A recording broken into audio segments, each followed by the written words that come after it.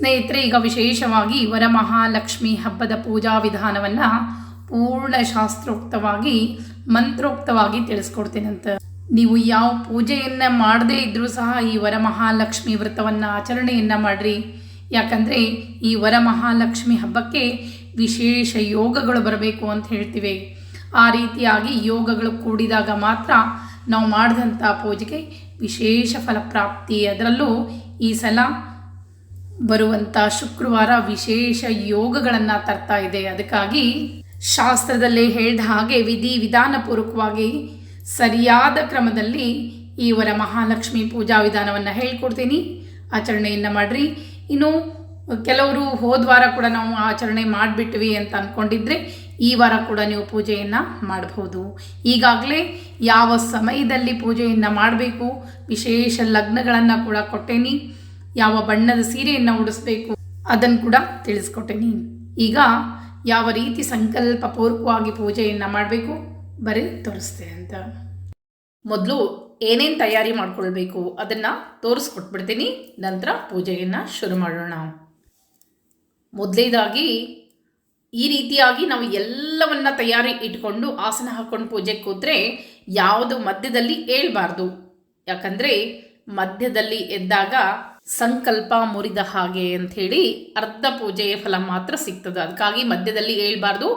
ಮೊದಲೇ ಏನೇನು ತಯಾರಿ ಮಾಡ್ಕೊಳ್ಬೇಕು, ಪೂರ್ಣವಾಗಿ ಅರಿಶಿನ, ಕುಂಕುಮ, ಗಂಧ, ಅಕ್ಷತೆ. ನೋಡ್ರಿ, ಮೊದಲು ಅರಿಶಿನ, ಕುಂಕುಮ, ಅಕ್ಷತೆಯನ್ನು ಜೋಡಿಸಿಟ್ಕೊಳ್ಬೇಕು.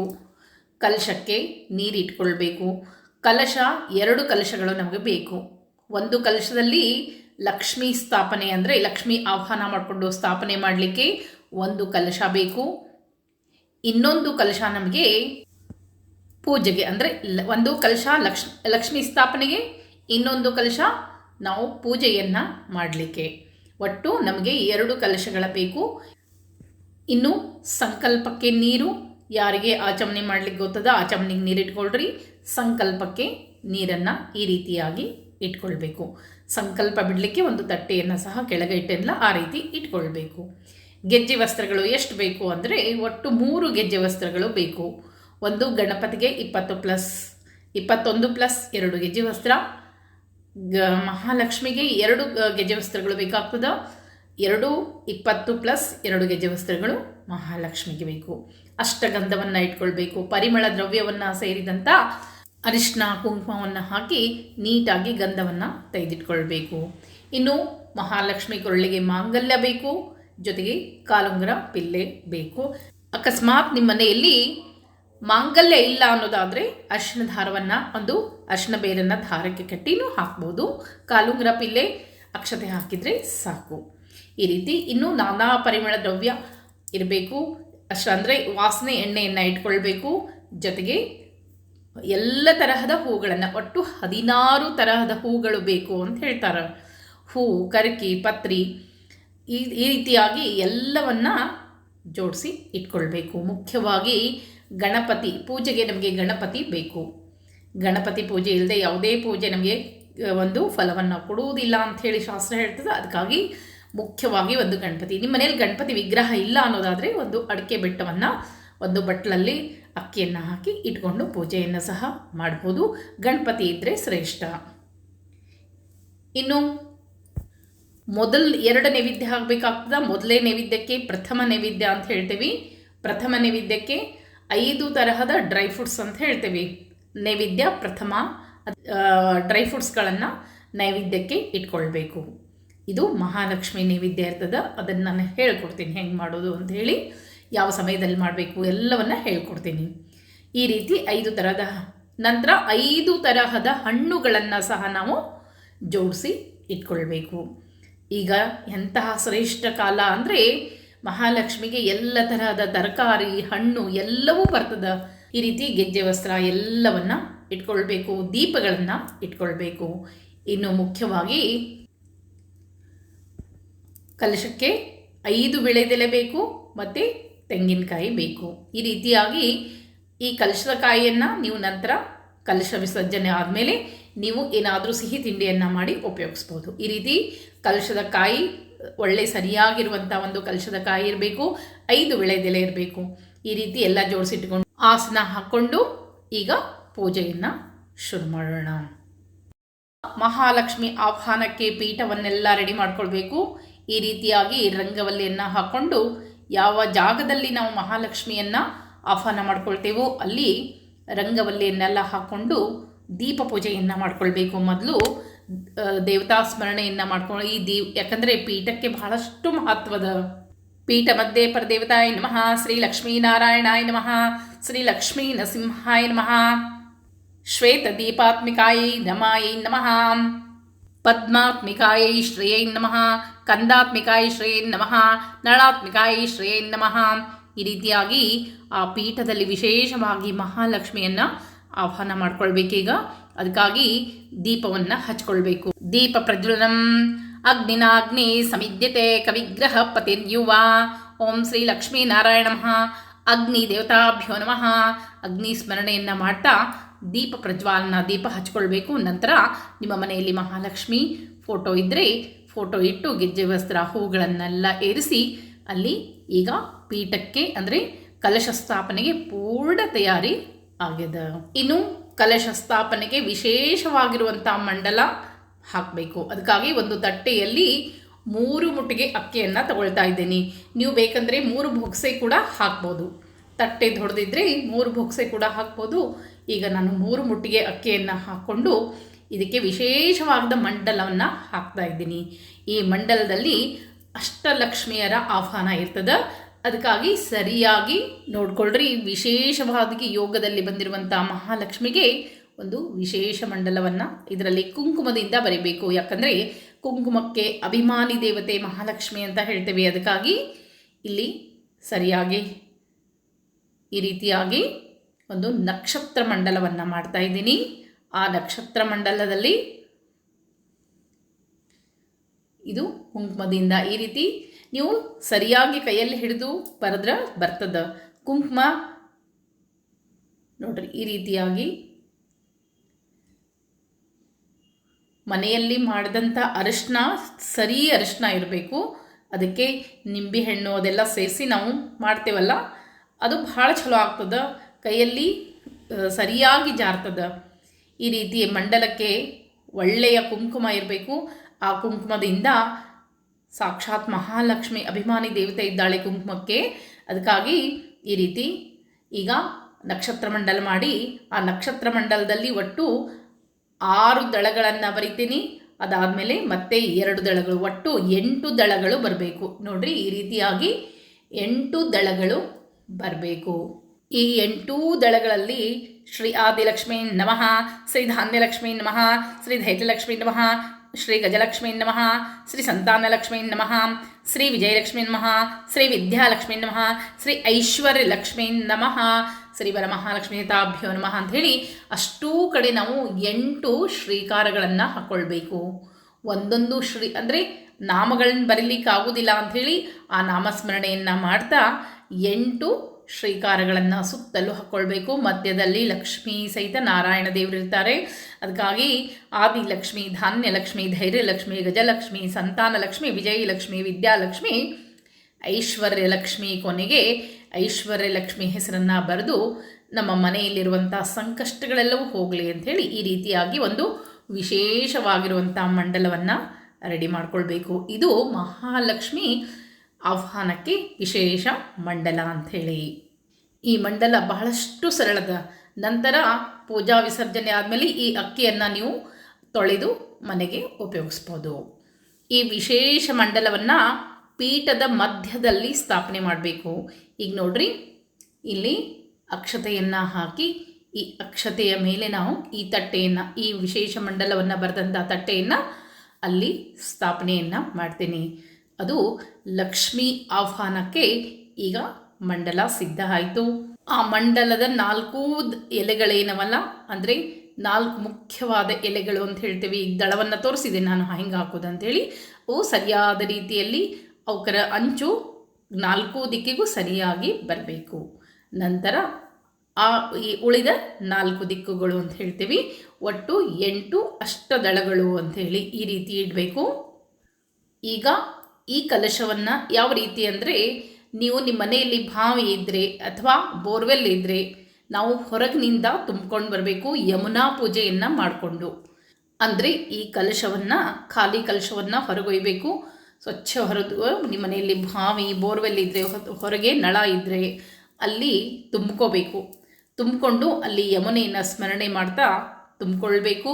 ತುಂಬಿದ ಕಲಶವನ್ನು ತುಳಸಿ ವೃಂದಾವನದ ಮುಂದೆ ಇಡಬೇಕು. ತುಳಸಿ ವೃಂದಾವನದ ಮುಂದೆ ಇಟ್ಟು ಆ ಕಲಶಕ್ಕೆ ಪದ್ಮಾಸನೆ ಪದ್ಮಕರೆ ಸರ್ವಲೋಕೈಕ ಪೂಜಿತೆ ನಾರಾಯಣ ಪ್ರಿಯೇ ದೇವಿ ಸುಪ್ರೀತಾ ಭವ ಸರ್ವದಾ ಅಂಥೇಳಿ ಅರ್ಶಿನ ಕುಂಕುಮ ಅಕ್ಷತೆಯನ್ನು ಹಾಕಬೇಕು. ಅದನ್ನು ಬಿಟ್ಟು ಕೆಲವರು ಏನೇನೋ ಹಾಕ್ತೀನಿ, ಲವಂಚ ಹಾಕ್ತೀವಿ, ಅರ್ಶಿನ ಬೇರ್ ಹಾಕ್ತೀವಿ, ಏನೇನೋ ಹೇಳಿದ್ರಿ. ದಯವಿಟ್ಟು ಹಾಕಬಾರ್ದು. ಕೇವಲ ಮಹಾಲಕ್ಷ್ಮಿ ಆಹ್ವಾನಕ್ಕೆ ಅರಿಶಿನ ಕುಂಕುಮ ಗಂಧ ಅಕ್ಷತೆಯನ್ನು ಹಾಕಿ ಒಂದು ತುಳಸಿ ದಳವನ್ನು ಹಾಕಬೇಕು ಅದರಲ್ಲಿ. ನಂತರ ಕಾಲುಂಗ್ರ ಪಿಲ್ಲೆ ದಕ್ಷಿಣವನ್ನು ಹಾಕಬೇಕು. ಯಾಕೆ ದಕ್ಷಿಣೆ ಅಂದರೆ ಆಕೆಗೆ ತಾಂಬೂಲ ದಕ್ಷಿಣೆಯನ್ನು ಕೊಟ್ಟು ಆಹ್ವಾನ ಮಾಡ್ಕೊಳ್ಬೇಕು. ನಮ್ಮ ಮನೆಗೆ ಬಾ, ನೀನು ನನ್ನ ಮನೆಯಲ್ಲಿ ನೆಲೆಸು ಅಂಥೇಳಿ. ಈ ರೀತಿಯಾಗಿ ತುಳಸಿ ಕಟ್ಟೆ ಮುಂದೆ ಕಲಶವನ್ನು ಇಟ್ಟು ಅದರಲ್ಲಿ ಈ ಎಲ್ಲ ವಸ್ತುಗಳನ್ನು ಹಾಕಬೇಕು. ಹಾಕಿ ಮಾಧವನ ಸ್ಮರಣೆಯನ್ನು ಮಾಡ್ತಾ ಮಹಾಲಕ್ಷ್ಮಿಗೆ ಕಂಠಸೂತ್ರವನ್ನು ಹಾಕಬೇಕು. ಅಂದರೆ ಮಾಂಗಲ್ಯ ಧಾರಣ ಅಂದರೆ ಮಂಗಳಸೂತ್ರವನ್ನು ಹಾಕಬೇಕು. ಅಕಸ್ಮಾತ್ ನಿಮ್ಮ ಮನೆಯಲ್ಲಿ ಮಂಗಳಸೂತ್ರ ಇಲ್ಲ ಅಂದರೆ ಅರಿಶಿನ ಬೇರು, ಅರಿಶಿನ ದಾರ ಕಟ್ಟಬಹುದು. ನಂತರ ಅರಿಶಿನ ಬೇರನ್ನು ಹರಿಯುವ ನೀರಿನಲ್ಲಿ ಬಿಡಬೇಕಾಗ್ತದೆ. ಅದನ್ನು ಅಲ್ಲಿ ಇಲ್ಲಿ ಎಲ್ಲೂ ಇಡಬಾರ್ದು. ಅದಕ್ಕೆ 5 ಎಳೆ ದಾರ, ಒಂದು ಒಳ್ಳೆಯ ಅರಿಶಿನ ಬೇರನ್ನು ಕಟ್ಟಿ ಮಾಂಗಲ್ಯವನ್ನು ಧಾರಣ ಕೊಳ್ಳಿಗೆ ಮಾಡಿಸ್ಬೇಕು. ಮಾಂಗಲ್ಯ ಧಾರಣವನ್ನು ಮಾಡದೆ ಕಲಶವನ್ನು ಇಟ್ಟರೆ ಅದು ಅಪೂರ್ಣ ಅನಿಸ್ಕೊಳ್ತದೆ. ಈ ರೀತಿಯಾಗಿ ಕಲಶವನ್ನು ಪೂರ್ಣ ಮಾಡಬೇಕು. 5 ಎಳೆದೆಲೆ ಇಟ್ಟು ಕಲಶ, ತೆಂಗಿನಕಾಯಿ ಇಟ್ಟು ಸರಿಯಾಗಿ ಕಲಶವನ್ನು ಪೂರ್ಣ ಮಾಡಿಕೊಂಡು ಅದನ್ನು ಮೊದಲು ತಟ್ಟೆಯಲ್ಲಿಟ್ಟೇ ಕಲಶವನ್ನು ಪೂರ್ಣ ಮಾಡಿಕೊಳ್ಬೇಕು. ಕಲಶವನ್ನು ಪೂರ್ಣ ಮಾಡ್ಕೊಂಡ್ಮೇಲೆ ಅರಿಶಿನ ಕುಂಕುಮ ಅಕ್ಷತೆ ತುಳಸಿಗೂ ಏರಿಸಬೇಕು. ತುಳಸಿ ವೃಂದಾವನದ ಮುಂದೆ ಈ ರೀತಿ ಎಲ್ಲ ಜೋಡಿಸ್ಕೊಳ್ಬೇಕು. ಅರಿಶಿನ ಕುಂಕುಮ ಅಕ್ಷತೆಯನ್ನೆಲ್ಲ ಹಾಕ್ಕೊಂಡು ನಂತರ ತುಳಸಿಗೂ ಗೆಜ್ಜೆ ವಸ್ತ್ರ ಎಲ್ಲ ಹೂವನ್ನು ಏರಿಸಿ ನಂತರ ಆ ತುಳಸಿ ಕಟ್ಟಿಯಿಂದಲೇ ಒಂದು ತಟ್ಟೆಯಲ್ಲಿ ಇಟ್ಕೊಂಡು ಈ ಕಲಶವನ್ನು ಮಂಗಳವಾದ್ಯಗಳೊಂದಿಗೆ ಅಂದರೆ ಘಂಟೆ ಝಾಂಗಟೆ ಎಲ್ಲವನ್ನು ಬಾರಿಸ್ಕೋತ ಮನೆಗೆ ಮಹಾಲಕ್ಷ್ಮಿ ಬಂದ್ಲು ಅಂಥೇಳಿ ಆ ಕಲಶವನ್ನು ಒಳಗಡೆ ತೊಗೊಂಡು ಬರಬೇಕು. ಒಳಗಡೆ ತೊಗೊಂಡು ಬರಬೇಕಾದ್ರೆ ಬಾಗಿಲಲ್ಲಿ ನಿಲ್ಲಬೇಕು. ಕದ್ಲಾರತಿ, ಮನೆಯಲ್ಲಿ ಯಾರಾದರೂ ಹೆಂಗಸರು ಇದ್ದರೆ ಅಥವಾ ಗಂಡಸರು ಮಾಡಿದರೂ ನಡೀತದೆ, ಒಟ್ಟು ಕದ್ಲಾರತಿಯನ್ನು ಮಾಡಿ ಆಕೆಯನ್ನು ಒಳಗೆ ಕರ್ಕೊಳ್ಬೇಕು. ನೀವು ಒಳಗೆ ಹೋಗಬೇಕಾದ್ರೆ ಬಲಗಾಲನ್ನು ಇಟ್ಟು ಕಲಶವನ್ನು ಕೈಯಲ್ಲಿ ಸರಿಯಾಗಿ ಹಿಡ್ಕೊಳ್ಬೇಕು. ಯಾವುದೇ ಅಪಶಕುನ ಆಗದಂತೆ ಕಲಶವನ್ನು ನೀಟಾಗಿ ಕೈಯಲ್ಲಿ ಹಿಡ್ಕೊಳ್ಬೇಕು. ನಿಮ್ಮ ಜೊತೆ ಸಣ್ಣ ಮಕ್ಕಳಿದ್ದರೆ ಯಾರಾದರೂ ಇದ್ದವ್ರೆ ಘಂಟಿ ಝಾಂಗಟಿಯನ್ನು ಬಾರಿಸ್ಕೋತೆ ಮನೆಗೆ ಮಹಾಲಕ್ಷ್ಮಿ ಬಂದ್ಲು ಅಂಥೇಳಿ ಭಾಗ್ಯದ ಲಕ್ಷ್ಮಿ ಬಾರಮ್ಮ ನಮ್ಮಮ್ಮ ನೀ ಸೌಭಾಗ್ಯದ ಲಕ್ಷ್ಮಿ ಬಾರಮ್ಮ ಅತ್ತಿತ್ತಗಲದೆ ಭಕ್ತರ ಮನೆಯೊಳು ನಿತ್ಯ ಮಹೋತ್ಸವ ನಿತ್ಯ ಸುಮಂಗಲೆ ಸತ್ಯವ ತೋರುತ ಸಾಧು ಸಜ್ಜನರ ಚಿತ್ತದಿ ಹೊಳೆಯುತ ಪುತ್ಥಳಿ ಬೊಂಬೆ ಭಾಗ್ಯದ ಲಕ್ಷ್ಮಿ ಬಾರಮ್ಮ. ನಂತರ ಬಂದಾಳು ಮಹಾಲಕ್ಷ್ಮಿ ನಮ್ಮ ಮನೆಗೆ ಪೂಜೆಯ ಹೊತ್ತಿನಲ್ಲಿ ಬಂದಾಳು ನಮ್ಮ ಮನೆಗೆ ನಿಂತಾಳೆ ಗ್ರಹದಲ್ಲಿ ನಂದ ಕಂದನ ರಾಣಿ ಬೃಂದಾವನದಿಂದ. ಈಗ ಮಹಾಲಕ್ಷ್ಮಿನ ಹಾಡ್ಕೋತ ಬಂದು ಆಕೆಯನ್ನು ಪೀಠದಲ್ಲಿ ಸ್ಥಾಪನೆ ಮಾಡಬೇಕು. ಗ್ರಹ ವೈ ಪ್ರತಿಷ್ಠಾ ಸೂಕ್ತಂ ತತ್ಪ್ರತಿಷ್ಠಿತ ರಮಯ ವಾಚಾ ಸಂಸ್ತವ್ಯಂ ತಸ್ಮಾದದ್ಯ ಪಿತುರ್ ಇವ ಪಶುಲ್ಲಭತೆ ಗ್ರಹ ನೈವಿ ನಾನಾಜಿಗಮಿಷತೆ ಗ್ರಹಾಯಿ ಪಶೂನಾಂ ಪ್ರತಿಷ್ಠಾ ಶ್ರೀ ವರಮಹಾಲಕ್ಷ್ಮಿಯುತಾಭ್ಯೋ ನಮಃ ಸುಪ್ರತಿಷ್ಠಾಮಸ್ತು ಅಂಥೇಳಿ ಪ್ರತಿಷ್ಠೆಯನ್ನು ಮಾಡಬೇಕು. ಈಗ ಮೊದಲು ಸಂಕಲ್ಪವನ್ನು ಮಾಡ್ಕೊಂಡು ಬಿಡಬೇಕು. ದೇವಿ ಬಲಭಾಗದಲ್ಲಿ ನಾವು ಗಣಪತಿಯನ್ನು ಸ್ಥಾಪನೆ ಮಾಡಬೇಕು. ಮೊದಲು ಸಂಕಲ್ಪ ಮಾಡ್ಕೊಳ್ಳೋಣ. ಓಂ ಗುಣವಿಶೇಷಣ ವಿಶಿಷ್ಟಾಯಾಂ ಶುಭದಿತೋ ಅಸ್ಮಾಕಂ ಸಹ ಕುಟುಂಬಾನಾಂ ಸಹ ಪರಿವಾರಾಣಾಂ ಕ್ಷೇಮ ಸ್ಥೈರ್ಯ ವಿಜಯ ವೀರ್ಯ ಆಯು ಆರೋಗ್ಯ ಐಶ್ವರ್ಯ ಅಭಿವೃದ್ಧ್ಯರ್ಥಂ ಧರ್ಮಾರ್ಥ ಕಾಮಮೋಕ್ಷಾಖ್ಯ ಚತುರ್ವಿಧ ಪುರುಷಾರ್ಥ ಸಿದ್ಧ್ಯರ್ಥಂ ಸ್ತ್ರೀ ಪುತ್ರ ಪೌತ್ರ ಧನ ವಿದ್ಯಾ ಜಯ ಕೀರ್ತ್ಯ ಆಯುರಾರೋಗ್ಯ ಅಖಿಲಾಭಿ ಅಭಿಷ್ಟ ಸಿದ್ಧಾರ್ಥಂ ಸತ್ಸಂತಾನ ಚಿರಕಾಲ ಸೌಮಾಂಗಲ್ಯ ಸಿದ್ಧಾರ್ಥಂ ಶ್ರೀ ಲಕ್ಷ್ಮೀನಾರಾಯಣಸ್ಯ ಪ್ರೀತಿಂ ಕಾಮಯಮಾನಾಹಂ ಶ್ರೀವರಮಹಾಲಕ್ಷ್ಮ್ಯಾಃ ಧ್ಯಾನಾವನಾದಿ ಷೋಡಶೋಪಚಾರ ಪೂಜಾಂ ಕರಿಷ್ಯೆ ಅದೌ ನಿರ್ವಿಘ್ನೇನ ವ್ರತ ಪರಿಸಮಾಪ್ತ್ಯರ್ಥಂ ಶ್ರೀಮನ್ಮಹಾಗಣಪತಿ ದೇವತಾ ಸಿದ್ಧಿಬುದ್ಧಿ ಸಹಿತ ಶ್ರೀಮನ್ಮಹಾಗಣಪತಿ ದೇವತಾ ಪೂಜನಂಚ ಕರಿಷ್ಯೆ ತಥಾ ಶಂಖ ಘಂಟ ದೀಪ ಕಲಶ ಪೂಜನಂಚ ಕರಿಷ್ಯೆ ಅಂಥೇಳಿ ಸಂಕಲ್ಪವನ್ನು ನೀರು ಹಾಕ್ಕೊಂಡು ಇನ್ನು ಕೈಯಲ್ಲಿ ಮಂತ್ರಾಕ್ಷತೆ ಹೂ ತುಳಸಿ ಎಲ್ಲ ಹಿಡ್ದಿರ್ತಿರಲ್ಲ ಅದಕ್ಕೆ ನೀರು ಹಾಕ್ಕೊಂಡು ಅರ್ಘ್ಯ ಪಾತ್ರೆಯಲ್ಲಿ ನೀರನ್ನು ಬಿಡಬೇಕು. ಈಗ ಮೊದಲು ಗಣಪತಿ ಪೂಜೆಯನ್ನು ಮಾಡಿಕೊಳ್ಬೇಕು. ಗಣಪತಿಗೆ ವಕ್ರತುಂಡ ಮಹಾಕಾಯ ಕೋಟಿ ಸೂರ್ಯಸಮಪ್ರಭಾ ನಿರ್ವಿಘ್ನಂ ಕುರ್ಮೇ ದೇವ ಸರ್ವಕಾರ್ಯೇಷು ಸರ್ವದಾ ಅಂಥೇಳಿ ದೇವಿ ಬಲ್ಭಾಗದಲ್ಲಿ ಗಣಪತಿಯನ್ನು ಸ್ಥಾಪನೆ ಮಾಡಿ ಪ್ರಾರ್ಥನೆಯನ್ನು ಮಾಡಿಕೊಂಡು ಈಗ ಸಿದ್ಧಿ ಬುದ್ಧಿ ಸಹಿತ ಶ್ರೀಮನ್ ಮಹಾದಿ ಗಣಪತಿ ದೇವತಾಭ್ಯೋ ನಮಃ. ಸಿದ್ಧಿ ಬುದ್ಧಿ ಇಲ್ಲದೆ ಪೂಜೆ ಮಾಡಬಾರ್ದು. ದೇವತಾಭ್ಯೋ ನಮಃ. ಆಹ್ವಾನಾರ್ಥೆ ಅಕ್ಷಾಂ ಸಮರ್ಪಯಾಮಿ, ಆಸನಾರ್ಥೆ ಅಕ್ಷಾಂ ಸಮರ್ಪಯಾಮಿ, ಪಾದಯೋಪಾದ್ಯಂ ಸಮರ್ಪಯಾಮಿ ಅಂಥೇಳಿ 3 ಸಲ ಹೂವಿನಿಂದ ಪ್ರೋಕ್ಷಣೆಯನ್ನು ಮಾಡಬೇಕು. ಪಾದಯೋಪಾದ್ಯಂ ಸಮರ್ಪಯಾಮಿ, ಹಸ್ತಯೋರ್ಗಂ ಮುಖೆ ಆಚಮನೀಯಂ ಸಮರ್ಪಯಾಮಿ ಅಂಥೇಳಿ ಆ ಹೂವನ್ನು ಆ ದೇವರ ಪಾದದಲ್ಲಿ ಇಡಬೇಕು. ಯಾವ ಹೂವಿನಿಂದ ಪ್ರೋಕ್ಷಣೆಯನ್ನು ಮಾಡಿರ್ತೀರೋ ಅದನ್ನು ಆ ಸ್ವಾಮಿಯ ಪಾದದಲ್ಲಿ ಇಡಬೇಕು. ಇಟ್ಟು ನಂತರ ಗೆಜ್ಜೆ ವಸ್ತ್ರವನ್ನು ಇರಿಸಬೇಕು, ಹೂವನ್ನು ಇರಿಸಬೇಕು. ಎಲ್ಲ ಮಾಡಿ ಧೂಪ ದೀಪ ನೈವೇದ್ಯ ಎಲ್ಲ ಮಾಡಬೇಕು. ಕೊಬ್ಬರಿ ಬೆಲ್ಲ ಆತನಿಗೆ ಗಣಪತಿಗೆ ನೈವೇದ್ಯವನ್ನು ಮಾಡಬೇಕು. ಗಣಪತಿ ಪೂಜೆ ಮಾಡದೆ ಯಾವುದೇ ಪೂಜೆಯು ಎಷ್ಟೇ ನಾವು ಭಕ್ತಿಯಿಂದ ಮಾಡಿದರೂ ದೇವರಿಗೆ ಮುಟ್ಟಲ್ಲ. ಅದಕ್ಕಾಗಿ ಮೊದಲು ಗಣಪತಿ ಪೂಜೆ ಶ್ರೇಷ್ಠ ಅಂಥೇಳಿ ಶ್ರೀಮನ್ಮಹಾಗಣಪತಿ ದೇವತಾಭ್ಯೋ ನಮಃ. ಪ್ರೀಯತಾಂ ಪ್ರೀಯತೋ ಭವತು ಅಂಥೇಳಿ ಬೇಡ್ಕೊಂಡು ಈಗ ಮಹಾಲಕ್ಷ್ಮಿಯನ್ನು ಪ್ರಾಣ ಪ್ರತಿಷ್ಠಾಪನೆಯನ್ನು ಮಾಡಿಕೊಳ್ಬೇಕು. ಅದಕ್ಕಾಗಿ ನೀವು ನಿಮ್ಮ ಎಡಗೈಯನ್ನು ನಿಮ್ಮ ಹೃದಯದ ಮೇಲೆ ಇಟ್ಟುಕೊಳ್ಬೇಕು, ಬಲಗೈಯನ್ನು ಕಲಶವನ್ನು ಮುಟ್ಟಬೇಕು. ಓಂ ಆವಾಯಿತೋ ಭವ, ಸ್ನಾಪಿತೋ ಭವ, ಸಮ್ಮುಖೋ ಭವ, ಸನ್ನಿಹಿತೋ ಭವ, ಸನ್ನಿರುದ್ಧೋ ಭವ, ಔಕುಂಠಿತೋ ಭವ, ಪ್ರಸೀದ ಪ್ರಸೀದ ಪ್ರಸೀದ. ಶ್ರೀ ವರಮಹಾಲಕ್ಷ್ಮೀ ದೇವತಾಭ್ಯೋ ನಮಃ. ಕಲಶೇಸ್ಮಿನ್ ಸನ್ನಿಧಿಂ ಕುರು ಅಂಥೇಳಿ ಅಕ್ಷತೆ ಹೂವನ್ನು ಆಕೆಯ ಪಾದದಲ್ಲಿ ಹಾಕಬೇಕು. ಹಾಕಿ ಈಗ ಪೂಜೆಗೆ ಇಟ್ಕೊಂಡಂಥ ಅಂದರೆ ಈ ಕಲಶ ಅಲ್ಲ, ಈ ಪೂಜೆಗೆ ಬೇರೆ ನೀರು ಇಟ್ಕೊಂಡಿರ್ತೇವಲ್ಲ ಆ ಕಲಶವನ್ನು ಅದರ ಮೇಲೆ ಕೈಯನ್ನು ಮುಚ್ಚಿ ಈಗ ಆ ಕಲಶವನ್ನು ಓಂ ಕಲಶ ಸಮಿಕೆ ವಿಷ್ಣು ಕಂಠೆ ರುದ್ರಸ್ಮಸ್ತಃ ಮೂಲೆ ತತ್ರಸ್ಥೋ ಬ್ರಹ್ಮ ಮಧ್ಯೆ ಮಾತೃನಸ್ತಃ ಕುಕ್ಷಾತೋ ಸಾಗರ ಸರ್ವೇ ಸಪ್ತದೀಪೋ ಸುಂದರಃ ಋಗ್ವೇದೋ ಯಜುರ್ವೇದ ಸಾಮವೇದೋ ದ್ರವಣಃ ಅಂಗಷ್ಟ ಸಹಿತ ಸರ್ವೇ ಕಲಶಂದಮಾಶ್ರಿತಾಃ. ಈ ಕಲಶಕ್ಕೆ ಅರಿಶಿನ ಕುಂಕುಮ ಅಕ್ಷತೆಯನ್ನು ಹಾಕಬೇಕು. ಕಲಶ ಒಂದು ಹೂವನ್ನು ಏರಿಸಿ ಕಲಶ ಪೂಜೆಯನ್ನು ಮಾಡ್ಕೊಳ್ಬೇಕು, ದೀಪ ಪೂಜೆಯನ್ನು ಮಾಡ್ಕೊಳ್ಬೇಕು. ಜೊತೆಗೆ ಶಂಖ ಪೂಜೆ ಇರಬೇಕು. ಶಂಖ ಪೂಜೆ ಮಾಡಲಿಕ್ಕೆ ನಿಮ್ಮ ಮನೇಲಿ ಶಂಖ ಇಲ್ಲ ಅಂದರೆ ಈ ಥರ ಉದ್ದರಣೆಯಲ್ಲಿ ನೀರನ್ನು ತುಂಬಿ ಅದಕ್ಕೆ ಗಂಧಾಕ್ಷತೆಯನ್ನು ಇರಿಸಬೇಕು. ದೀಪ ದೇವತಾಭ್ಯೋ ನಮಃ. ಗಂಧಾಕ್ಷತ ಪತ್ರಪುಷ್ಪಾಣಿಂ ಸಮರ್ಪಯಾಮಿ. ಘಂಟ ದೇವತಾಭ್ಯೋ ನಮಃ. ಪತ್ರಪುಷ್ಪಾಣಿಂ ಸಮರ್ಪಯಾಮಿ ಅಂಥೇಳಿ ಗಂಧಾಕ್ಷತೆ ಪತ್ರಪುಷ್ಪಾಣಿ ಎಲ್ಲ ಇರಿಸಬೇಕು. ನಂತರ ಈಗ ದೇವಿಯ ಬಲಭಾಗದಲ್ಲಿ ನಿಮ್ಮ ಮನೆಯಲ್ಲಿ 9 ಎಳೆ ದಾರ ಇದ್ದರೆ 9 ಎಳೆ, ಇಲ್ಲ ಅಂದರೆ 12 ಎಳೆ ದಾರ, ಕೆಲವರ ಮನೆಯಲ್ಲಿ ಪದ್ಧತಿ ಇರ್ತದೆ. ಆ ರೀತಿಯ ದಾರವನ್ನು ಅರಿಶಿನ ನೀರಿನಲ್ಲಿ ನೆನೆಸಿ ವಿಳ್ಯದೆಲೆಯಲ್ಲಿ ಸುತ್ತಿ ವಿಳ್ಯದೆಲೆ ಮೇಲೆ ದೇವಿಯ ಬಲಭಾಗದಲ್ಲಿ ಇಟ್ಕೊಳ್ಬೇಕು. ಇದೇ ಪೂಜೆ ಮಾಡೋಕ್ಕಿಂತ ಮುಂಚೆನೇ ಇಟ್ಕೊಳ್ಬೇಕು. ಇಟ್ಕೊಂಡು ದೇವಿಗೆ ಧ್ಯಾನವನ್ನು ಮಾಡಿಕೊಳ್ಬೇಕು. ಕ್ಷೀರಸಾಗರ ಸಂಭೂತಾಂ ಕ್ಷೀರವರ್ಣ ಸಮಪ್ರಭಾಂ ಕ್ಷೀರವರ್ಣ ಸಮಂ ವಸ್ತ್ರಂ ದದಾನಾಂ ಹರಿವಲ್ಲಭೆ ಶ್ರೀವರಮಹಾಲಕ್ಷ್ಮೀ ದೇವತಾಭ್ಯೋ ನಮಃ. ಧ್ಯಾನಂ ಸಮರ್ಪಯಾಮಿ. ಶ್ರೀವರಮಹಾಲಕ್ಷ್ಮೀ ದೇವತಾಭ್ಯೋ ನಮಃ. ಆಹ್ವಾನಾರ್ಥೆ ಅಕ್ಷತಾಂ ಸಮರ್ಪಯಾಮಿ. ನೀನು ನಮ್ಮ ಮನೆಯಲ್ಲಿ ಬಂದು ನಮ್ಮ ಸಂಕಷ್ಟಗಳನ್ನೆಲ್ಲ ದೂರ ಮಾಡು. ಆಹ್ವಾನಾರ್ಥೆ ಅಕ್ಷತಾಂ ಸಮರ್ಪಯಾಮಿ. ಆಸನಾರ್ಥೆ ಅಕ್ಷತಾಂ ಸಮರ್ಪಯಾಮಿ. ಪೀಠವನ್ನು ರೆಡಿ ಮಾಡೀನಿ, ಇಷ್ಟು ಪ್ರೀತಿಯಿಂದ ಈ ಪೀಠದಲ್ಲಿ ನೀನು ಅಸ್ಮಿನ್ ಅಂದರೆ ವಾಸವಾಗಿರು ಅಂಥೇಳಿ ಆಕೆಗೆ ಅಕ್ಷತೆಯನ್ನು ಹಾಕಬೇಕು. ಆಹ್ವಾನಾರ್ಥೆ ಅಕ್ಷತಾಂ ಸಮರ್ಪಯಾಮಿ. ಆಸನಾರ್ಥೆ ಅಕ್ಷತಾಂ ಸಮರ್ಪಯಾಮಿ. ಈಗ ಒಂದು ಹೂವನ್ನು ತೆಗೆದುಕೊಂಡು ಪಾದಯೋಪಾದ್ಯಂ ಸಮರ್ಪಯಾಮಿ ಅಂಥೇಳಿ ಆ ಕಲಶ ಏನಿರ್ತಲ್ಲ ಆ ಕಲಶ ನೀರು ತುಂಬಿ ಪಾದಯೋಪಾದ್ಯಂ ಸಮರ್ಪಯಾಮಿ. ಹಸ್ತಯೋ ಅರ್ಘ್ಯಂ ಸಮರ್ಪಯಾಮಿ.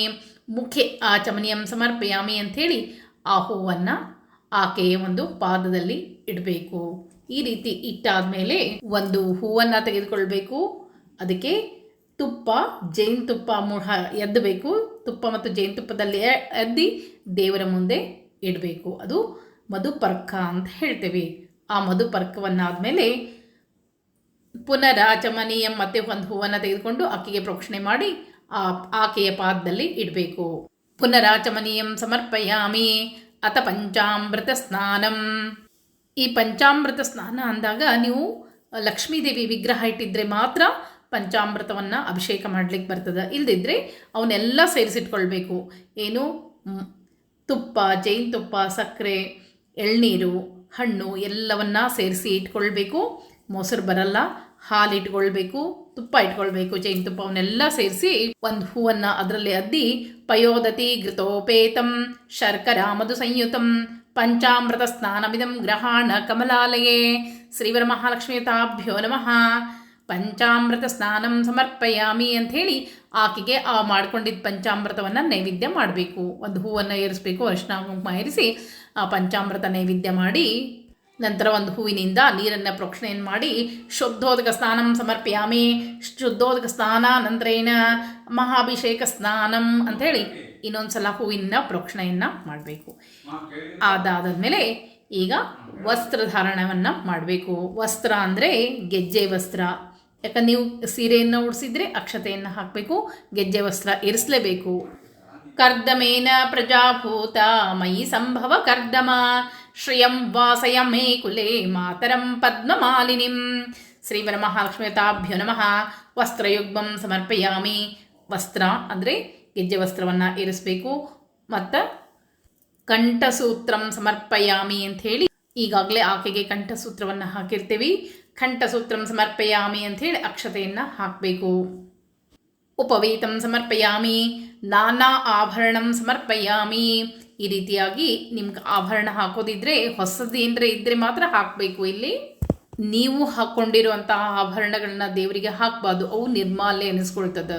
ನೀವು ಹಾಕ್ಕೊಂಡು ಬಿಟ್ಟಿದ್ದ ಆಭರಣಗಳನ್ನ ಯಾವ ತೊಳೆದ್ರೂ ಸಹ ಅದು ಬರೋದಿಲ್ಲ. ಅದಕ್ಕಾಗಿ ಹಾಕಬೇಡ್ರಿ, ಅದರಿಂದ ನಾನಾ ಥರ ತೊಂದರೆ ನಿಮ್ಗೆ ಆಗ್ತದೆ. ನಂತರ ಗಂಧಂ ಸಮರ್ಪಯಾಮಿ. ಗಂಧವನ್ನು ಇರಿಸಬೇಕು. ಸೌಭಾಗ್ಯ ದ್ರವ್ಯಾಣಿಂ ಹರಿದ್ರ ಕುಂಕುಮಂ ಚೈವ ಸಿಂಧೂರಂ ಕಜ್ಜಲಾನಿತ್ವಂ ಸೌಭಾಗ್ಯ ದ್ರವ್ಯ ಸಂಯುಕ್ತಂ ಗ್ರಹಣ ಹರಿವಲ್ಲಭೆ. ಇಲ್ಲಿ ಅರಿಶಿನ, ಕುಂಕುಮ, ಸಿಂಧೂರ, ಕಾಡಿಗೆ ಹಚ್ಚೋದಿದ್ರೆ ಒಂದು ವಿಳೆದೆಲೆ ಮೇಲೆ ತುಪ್ಪವನ್ನು ಸವರಿ ದೀಪಕ್ಕೆ ಹಿಡಿದ್ರೆ ಅಲ್ಲಿ ಕಾಡಿಗೆ ಬರ್ತದೆ. ಆ ಕಾಡಿಗೆಯನ್ನು ಹಚ್ಚಬೇಕು ಆಕೆಗೆ. ಹರಿದ್ರ ಕುಂಕುಮ ಚೈವ ಸಿಂಧೂರಂ ಕಜ್ಜಲಾನ್ವಿತಂ ಸೌಭಾಗ್ಯ ದ್ರವ್ಯ ಸಂಯುಕ್ತಂ ಗ್ರಹಣ ಹರಿವಲ್ಲಭೆ ಶ್ರೀವರಮಹಾಲಕ್ಷ್ಮೀ ತಾಭಿರ್ಮಃ ಸೌಭಾಗ್ಯ ದ್ರವ್ಯಂ ಸಮರ್ಪಯಾಮಿ ಅಂಥೇಳಿ ಅರಿಶಿನ, ಕುಂಕುಮ, ಸಿಂಧೂರ, ಕಾಡಿಗೆ, ತಾಡಪತ್ರೆ ಅಂತ ಹೇಳ್ತೀವಿ. ಅಂದರೆ ಬಳೆ, ಬಿಚ್ಚೋಲೆ ಎಲ್ಲವನ್ನ ಸೌಭಾಗ್ಯ ದ್ರವ್ಯಗಳನ್ನು ಆಕೆಯ ಮುಂದೆ ಇಡಬೇಕು. ಆಕೆಗೆ ಏರಿಸಬೇಕು. ಮೊದಲು ಏರಿಸಿ ಬಳೆಯೆಲ್ಲ ಆಕೆಯ ಮುಂದೆ ಇಡಬೇಕು. ಇಟ್ಟು ನಾನಾ ಪರಿಮಳ ದ್ರವ್ಯಾಣಿಂ ಸಮರ್ಪಯಾಮಿ ಅಂಥೇಳಿ ಸುಗಂಧಿತವಾದ ದ್ರವ್ಯವನ್ನು ಅಂದರೆ ವಾಸನೆ ಎಣ್ಣೆಯನ್ನು ಪ್ರೋಕ್ಷಣೆ ಮಾಡಬೇಕು. ಒಂದು ಹೂವಿಗೆ ಹಚ್ಚಿ ಆಕೆ ಏರಿಸ್ಬಿಟ್ರೆ ಸಾಕು. ಅದಾದಮೇಲೆ ಆಕೆಗೆ ಹೂಗಳನ್ನು, ನಾನಾ ಥರದ ಹೂಗಳನ್ನು ಇರಿಸಬೇಕು. ಎಷ್ಟು ಸಾಧ್ಯನೋ 16 ಥರದ ಹೂಗಳನ್ನು ಆಕೆಗೆ ಇಷ್ಟ ಅಂತೆ. ಆ 16 ಥರದ ಹೂಗಳಲ್ಲಿ ಬಹಳಷ್ಟು ಮಲ್ಲಿಗೆ, ಕೇದಿಗೆ ಅಂತ ಸಿಗ್ತದೆ, ಜಾಜಿ, ಸಂಪಿಗೆ, ಸೇವಂತಿಗೆ, ಸುಗಂಧ ಪುಷ್ಪಗಳು ಇವನ್ನೆಲ್ಲವನ್ನ ಜೊತೆಗೆ ಕರ್ಕೆ, ಪತ್ರೆ, ಎಷ್ಟು ತರಹದ ವಿಷ್ಣು ಕ್ರಾಂತಿ ಪತ್ರೆ ಅಂತ ಹೇಳಿ ಇರಿಸ್ತೇವೆ. ಈ ರೀತಿ ಲಕ್ಷ್ಮಿ ಅಷ್ಟೋತ್ತರ ಸಹಿತ ಹೂಗಳನ್ನ ಇರಿಸಬೇಕು. ಆಮೇಲೆ ವಿಶೇಷವಾಗಿ ನಾ ಹೇಳ್ತೀನಿ, ಅಕ್ಷತೆ ಇರಿಸ್ಕೊತ ಹೋಗ್ರಿ. ಓಂ ಚಂಚಲಾಯ ನಮಃ, ಓಂ ಚಪಲಾಯ ನಮಃ, ಓಂ ಪೀತಾಂಬರಧರಾಯ ನಮಃ, ಓಂ ಕಮಲವಾಸಿನ್ಯೈ ನಮಃ, ಓಂ ಪದ್ಮಾಲಯಾಯ ನಮಃ, ಓಂ ಮದನಮಾತರೈ ನಮಃ, ಓಂ ಲಲಿತಾಯ ನಮಃ, ಓಂ ಕಂಬುಕಂಠಿನ್ಯೈ ನಮಃ, ಓಂ ಸುಮುಖಾಯ ನಮಃ, ಓಂ ಶ್ರೇಯೈ ನಮಃ, ಓಂ ಸುನಾಸಿಕಾಯ ನಮಃ, ಓಂ ಸುನೇತ್ರಾಯ ನಮಃ, ಓಂ ರಮಾಯ ನಮಃ, ಓಂ ಕಮಲಾಯ ನಮಃ, ಶ್ರೀವರಮಹಾಲಕ್ಷ್ಮೀತಾಭ್ಯ ನಮಃ ಸರ್ವಾಂಗಾಣಿ ಪೂಜೆಯಾಮಿ ಅಂಥೇಳಿ ಅಕ್ಷತೆಯನ್ನು ಹಾಕಬೇಕು. ಅದಾದಮೇಲೆ ಲಕ್ಷ್ಮಿ ಅಷ್ಟೋತ್ತರವನ್ನು ಹೇಳ್ತಾ ಹೂಗಳನ್ನ ಇರಿಸಬೇಕು. ಈಗ ದಾರ ಇಟ್ಕೊಂಡಿರ್ತಿರಲ್ಲ, 9 ಎಳೆ ದಾರನೇ ಶ್ರೇಷ್ಠ ಅಂತ ಹೇಳ್ತೇವೆ. ಆ 9 ಎಳೆ ದಾರಕ್ಕೆ ನಾವು 9 ನಾಮಗಳನ್ನ ಹೇಳ್ತೇವೆ.